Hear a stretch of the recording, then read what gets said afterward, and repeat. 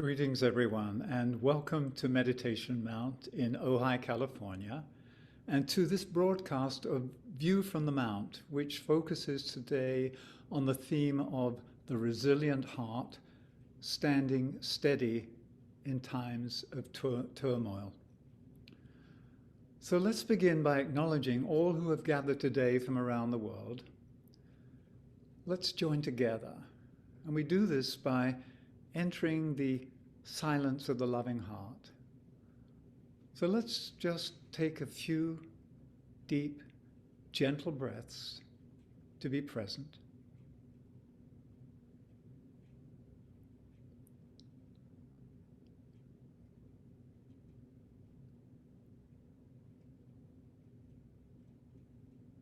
And as we breathe, we release any tensions that may have accumulated in our physical body, so that we are fully relaxed.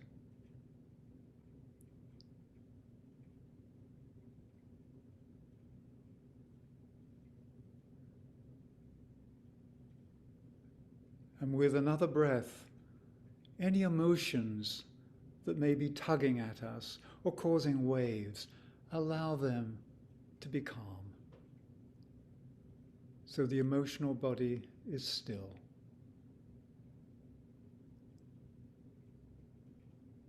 And let's breathe out any extraneous thoughts to clear the mind so that it is free and open.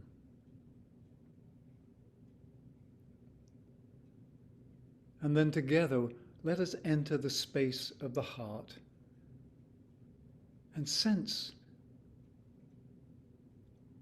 in the center of your heart a flame that is the eternal fire of love.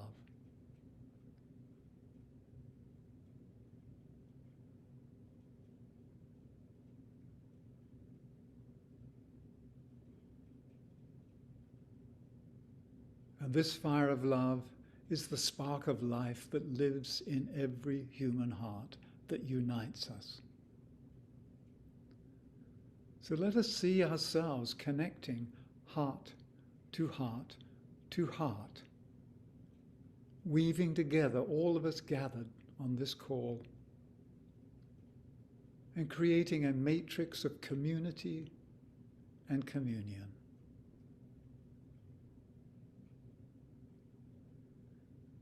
Inside the group heart, we know that we are one. We know that we are the diverse expressions of one life.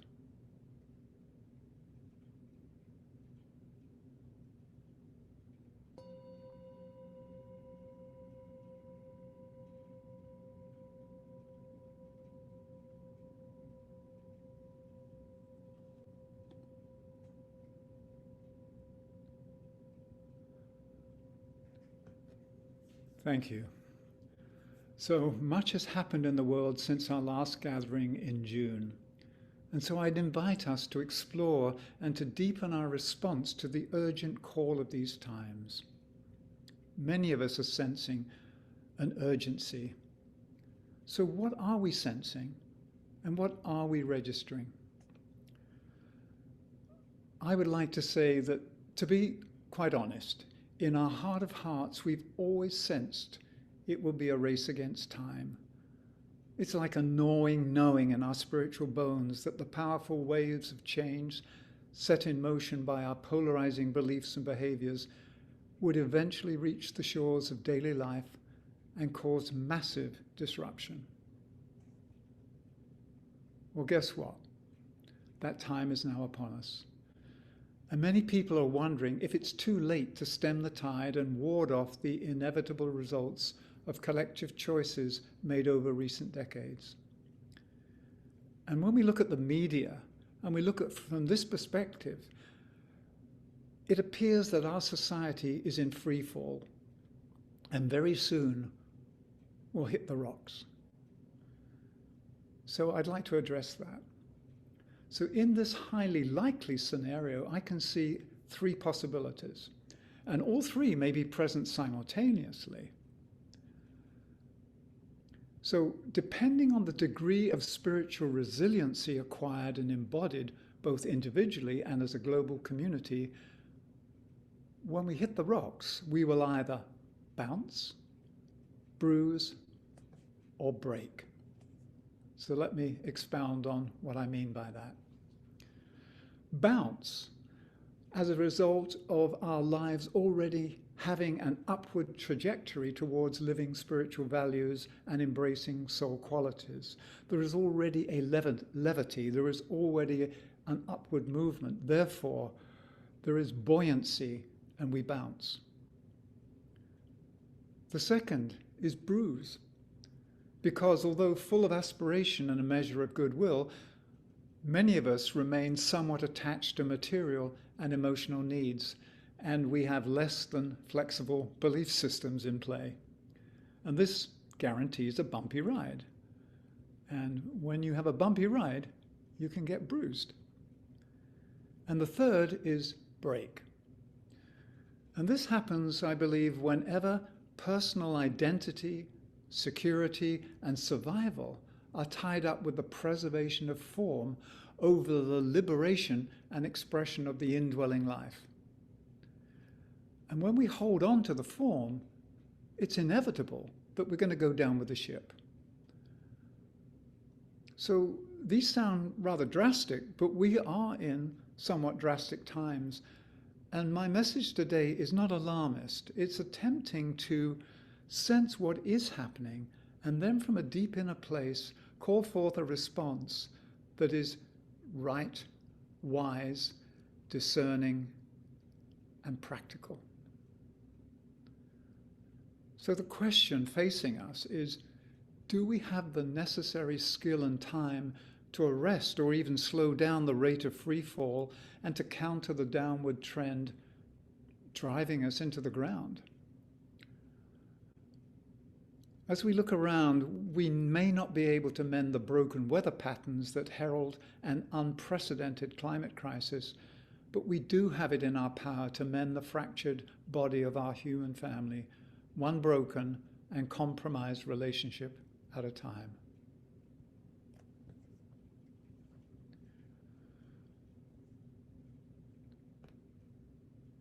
All of us are very aware of what's happening at the moment.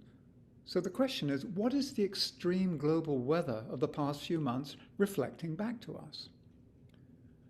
So if we look at weather patterns as being these natural harmonious flows, circulations of energy around the planet, that when in a healthy state, there is coherence, there is flow, there is movement, there is rhythm. But when they're disruptive, the patterns collapse and revert to a polarized field. They revert to their extremes, their poles. And we see this in the weather extremes from this year. As we know, here in California, there is severe drought, while in neighboring regions, historical flooding. And everywhere, wildfires are raging. So there is a close relationship and correlation between the weather and the psychological climate of who we are as humans.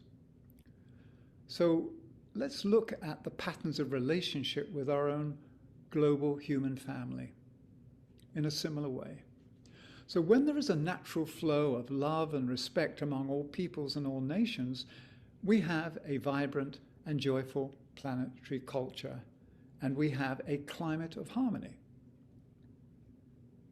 This is the ideal, and this is the true natural inner state, the inner state of unity that is who we are when we act as the soul together. But this state of unity is broken through our separative and selfish thinking with their attendant behaviors.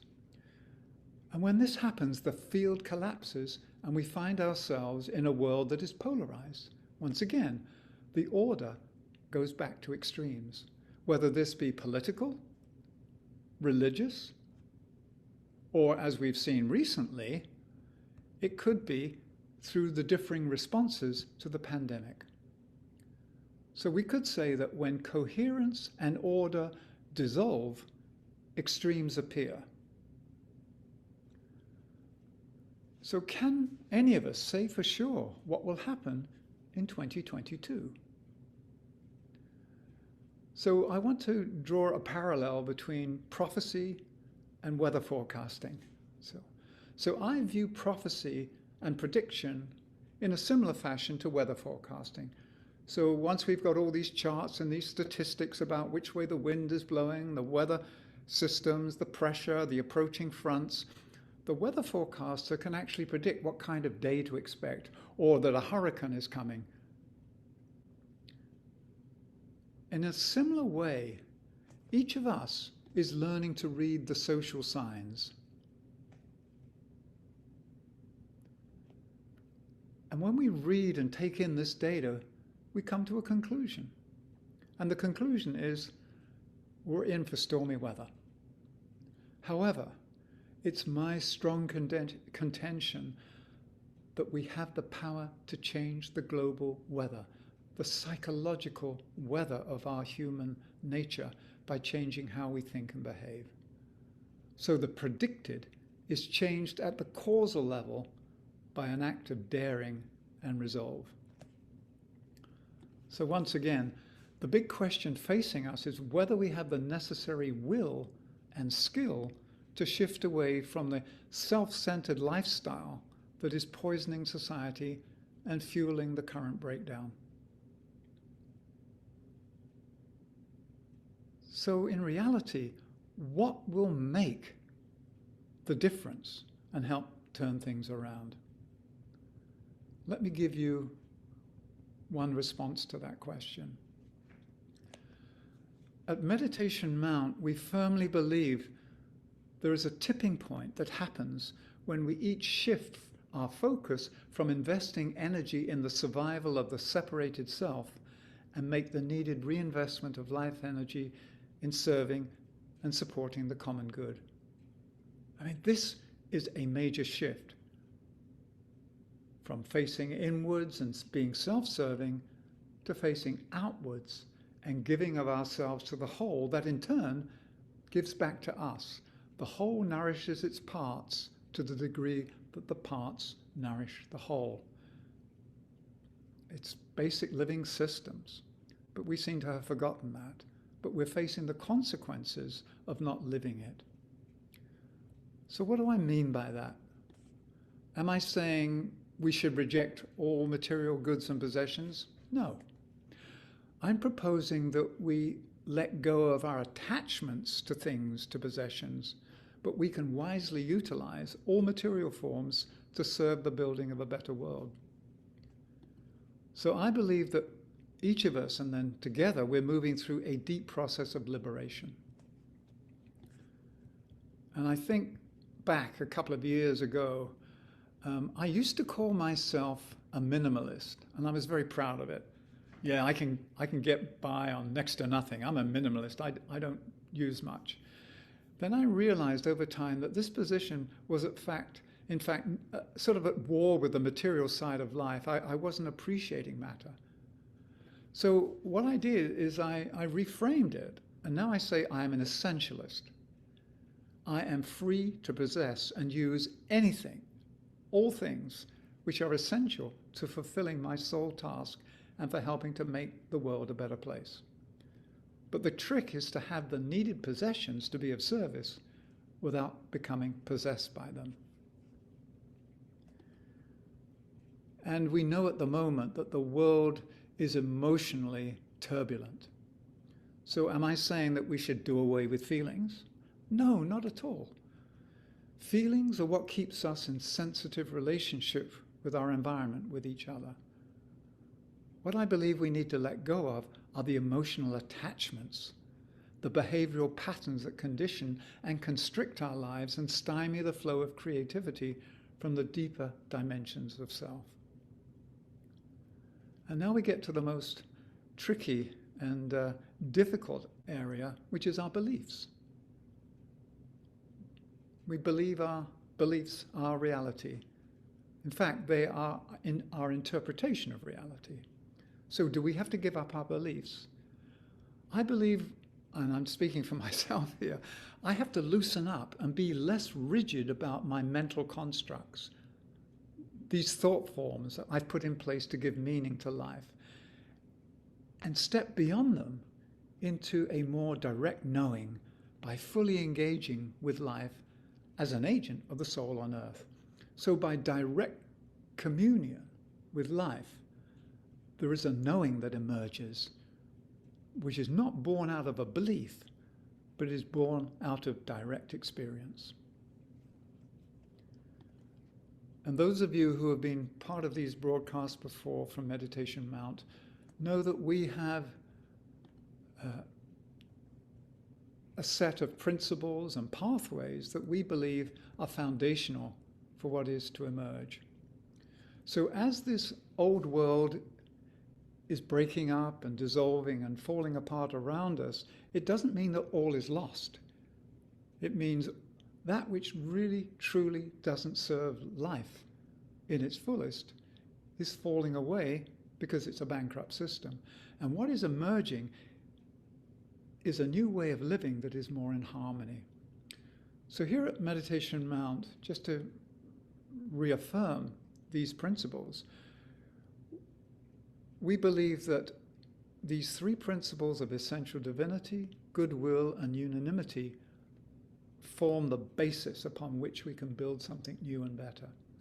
Essential divinity says that you and I and all things have within us a spark of the one life. We are each fractals of this one life. We are each essentially divine, therefore sacred. Therefore, we respect and honor each other as aspects of the one life. And the second principle of goodwill, which is really love in action. Goodwill is the natural urge of the soul to love. And then we have unanimity, which is this pre-existing state of interdependence and coherence. Now, these don't suddenly magically appear in our lives. We have to work at them. And so we have three pathways that are attached to each of the principles. So for the principle of essential divinity, there is a pathway called spiritual approach. Now, spiritual approach could be religious, philosophical, artistic, scientific. It's whatever path of inquiry leads us into a deeper understanding and relationship with life. And goodwill is generated by following the pathway of right human relations. And as I've mentioned before, right human relations is not just right relations amongst people, amongst each other. It's also right relations with all the realms of life, both visible and invisible. And then the other pathway that leads us into unanimity is called group endeavor.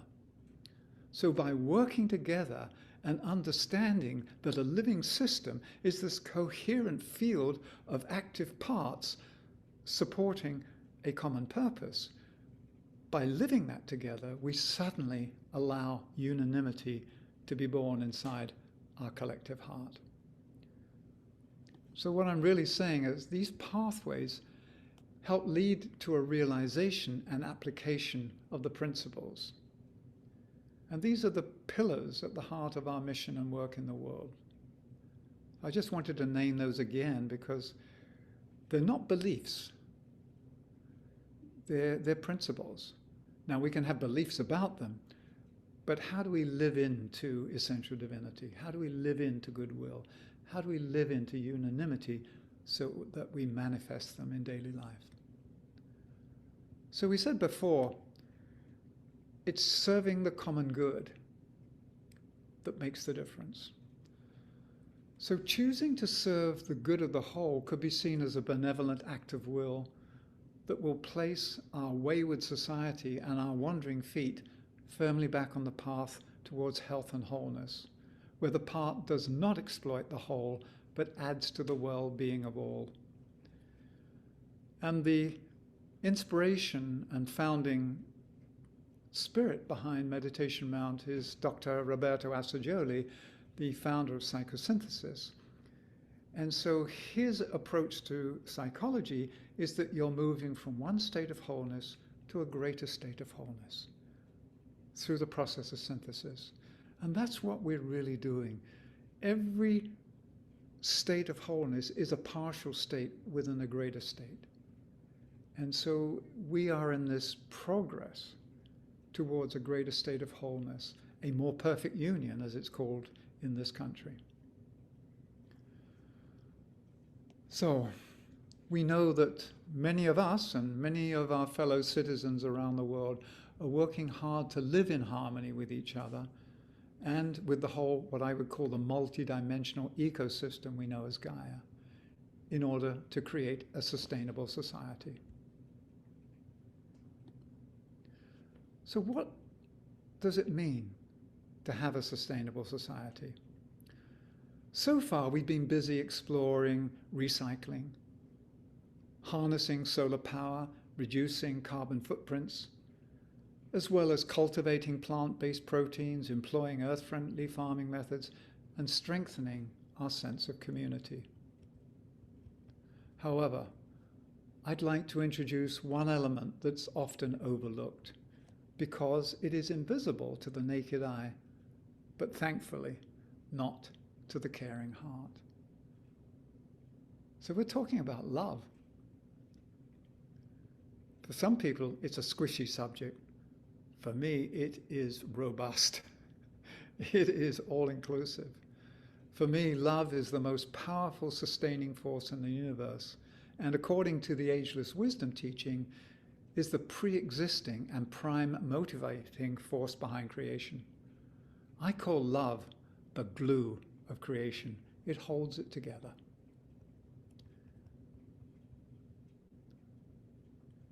And if we are to believe the biblical text that in the beginning was the Word, then this original intentional sound forms the sustaining note of creation.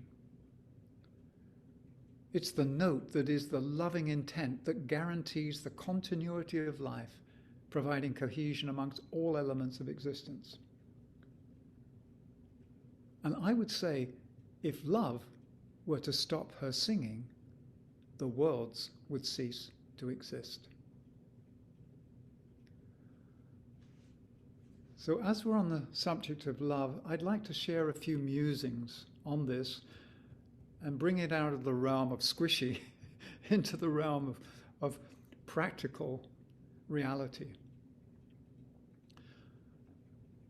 So a while back here at Meditation Mount, I was watching a red-tailed hawk rise and wheel in silent, graceful arcs above Meditation Mount.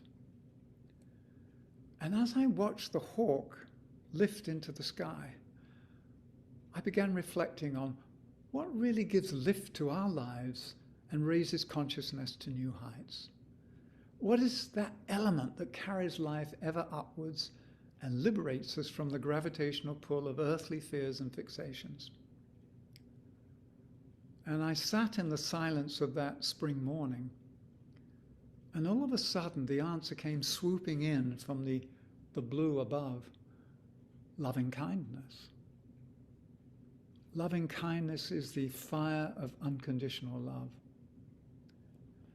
And it became obvious to me that it is the warmth generated and radiated from an open and caring heart that in fact creates the needed currents and thermals of love that give lift to the outstretched wings of our humanity. And I would say that loving kindness breaks that cold circle of self-interest and turns this closed loop into an upward moving spiral that allows the joy of life to course and freely circulate through the arteries of our shared human body.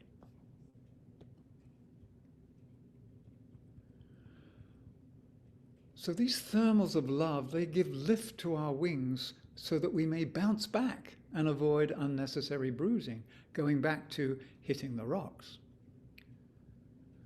So while material forms may break, the indomitable spirit of love that lives in our hearts will never be broken.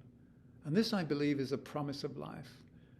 It's what keeps me sane and what keeps me steady and standing in the eye of the storm. Is to know that love is that which sustains everything. So as I mentioned earlier, there is a tipping point where the present downward trend can be reversed when we shift our focus from investing in the survival of the separated self and make the needed reinvestment of our life energy in serving and supporting the common good.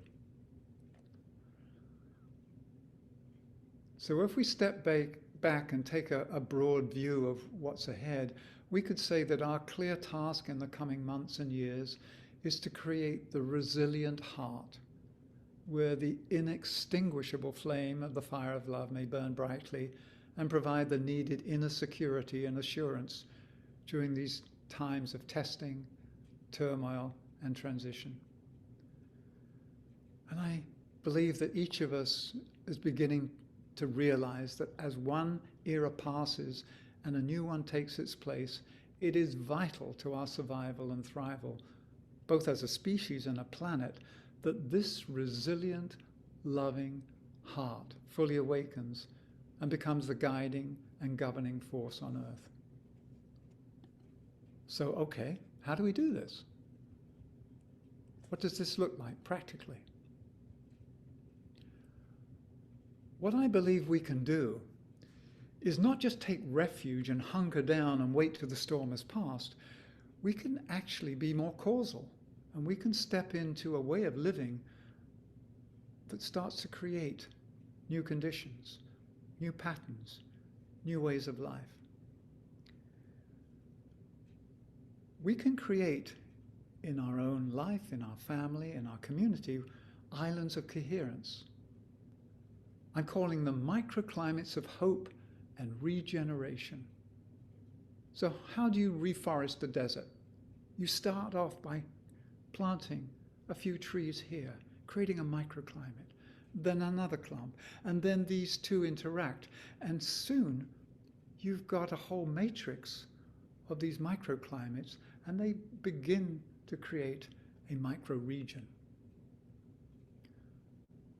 So these microregions are how we create community.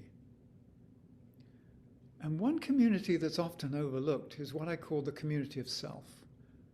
It's all those voices, all those needs that live inside of us, a vie for attention, tug at us and say, me, me, me, I want it, I need this, I deserve it more than this other. And so I have to occasionally step in as the soul and say, time out, you're all loved, you will all be taken care of, relax. And then listen to the voices and bring cohesion and bring harmony to my own community of self.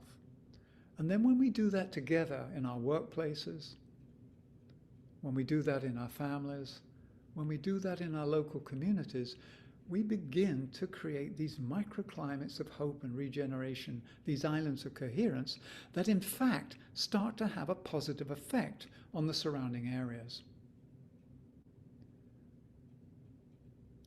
So eventually these many islands join together to create a matrix that becomes the one body, the one global resilient heart of our humanity.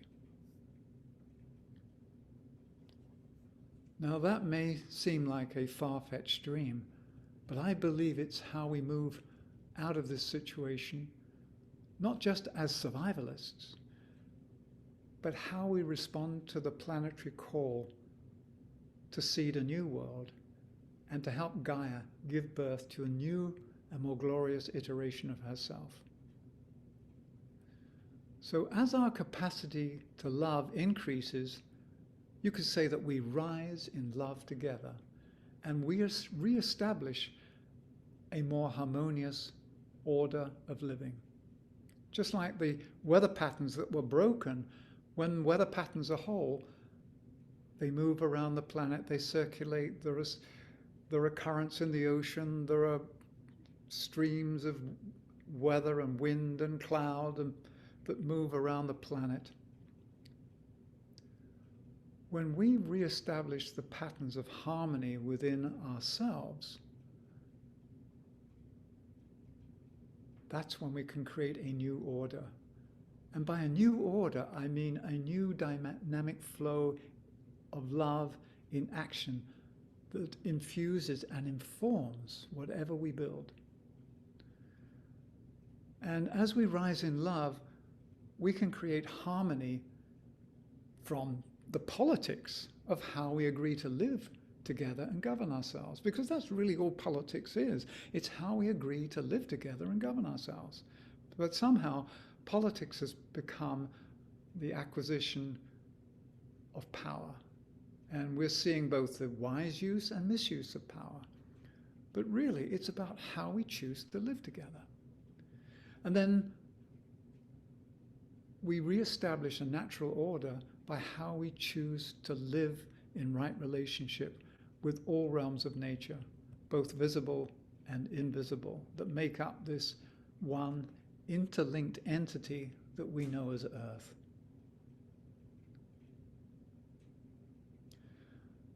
So by rising in love, we embrace the world within the infinite space of the heart, to hold the pain and sorrow of our current human experience with deep compassion and loving understanding. We hold it in the chalice of the resilient heart.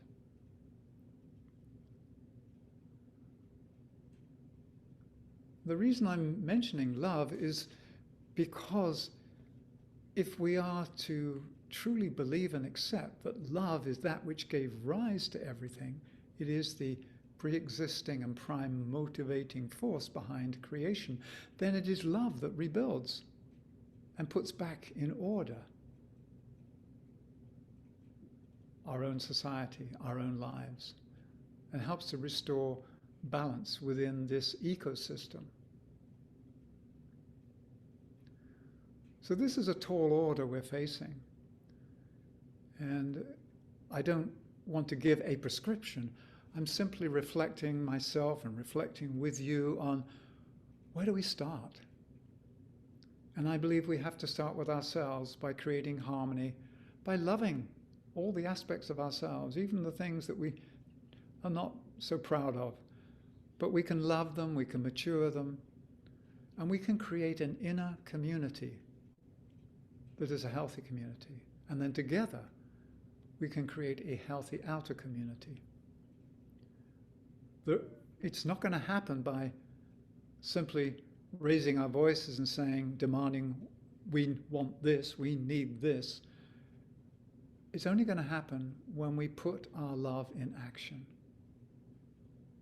When we, as the incarnated self, become the agents of the soul. Because unconditional love lives in our hearts. It's the fire of heaven manifested on earth through a liberated consciousness that is alive to new possibilities and is no longer constrained by pain or conditioned by fear.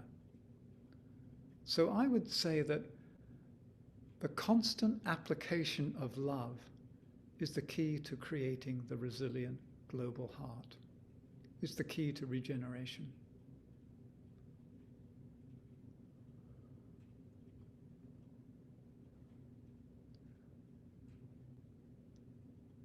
And quite honestly, I don't think there's much more to say. It's really about each of us taking this inquiry deep inside ourselves and saying, what am I being called to do by my own soul? What is the soul of Gaia calling out to me to do? How can I be part of the re-emergence, the resurgence, the renaissance of the spirit of the new earth? So my deep wish is that we each play our part with joyful resolve to ensure that the love of power is swiftly replaced by the power of love. So this is not just a wish, it's a declaration, it's an invocation, it's an affirmation. May love prevail, so be it. So what I'd like to do, because it feels like enough words have been spoken, is just for us to take a few minutes to assimilate and to take these questions deep inside ourselves. Because I do believe life is calling to us. And what happens in the future depends on how we respond to that deep call. How we respond to it individually, but more importantly, how we respond to it together.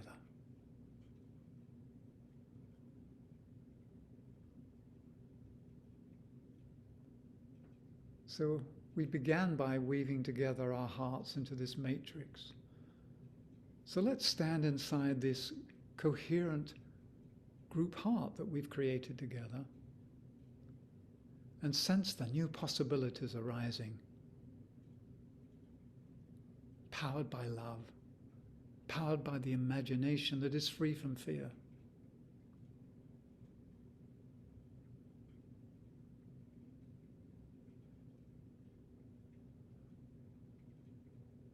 And let us be grateful for all that has been poured into our chalice during our time together. From each of us, and from those many allies in the subtle realms that are part of the work. The renaissance of Gaia is not just a human endeavor, it is a multi-dimensional project.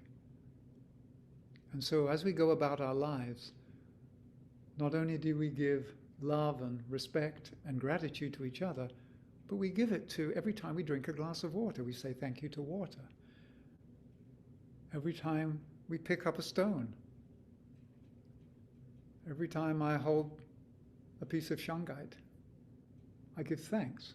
This is 2 billion years old, this rock. And I'm holding it now. It's alive. So we can hold in our hearts all of creation. That's how we give birth to something new. So let us take a deep collective breath.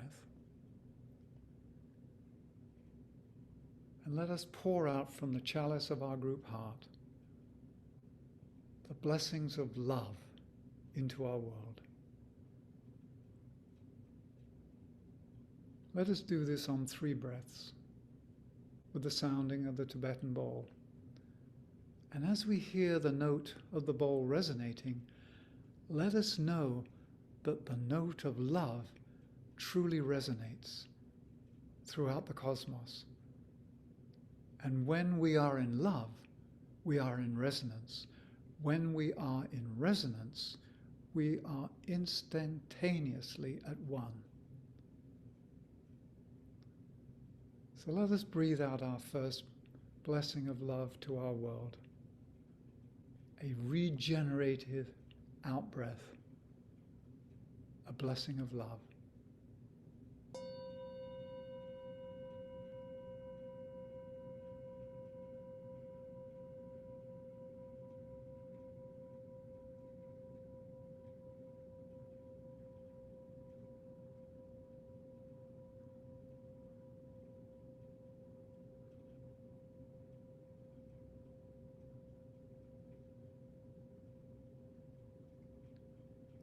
And as we breathe out our second wave of blessings, let it touch not only our sisters and brothers around the world, but all forms of life. May it touch the heart of all creation. We breathe out love.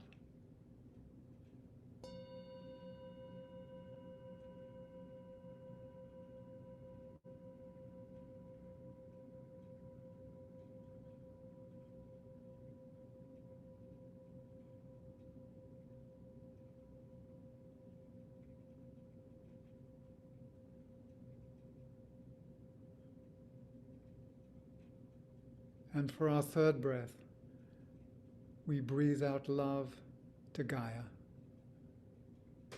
the being in whom we live and move and have our being. Let us send our love to Gaia, who in turn holds us in constant love.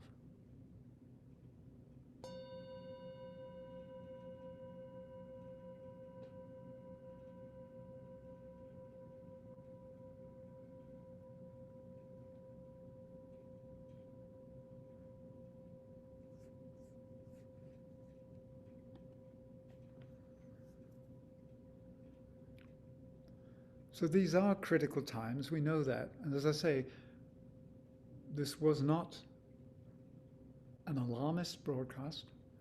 This was hopefully a reality check, not just a reality check of what's happening, what's falling apart, but a reality check of what is real inside of us. And what is real inside of us is the presence of love. And that only can occupy us when we open our hearts to ourselves, to each other, to all of creation. So thank you so much for your presence and your participation today. And we will see each other next time. So from Meditation Mount, blessings and goodbye.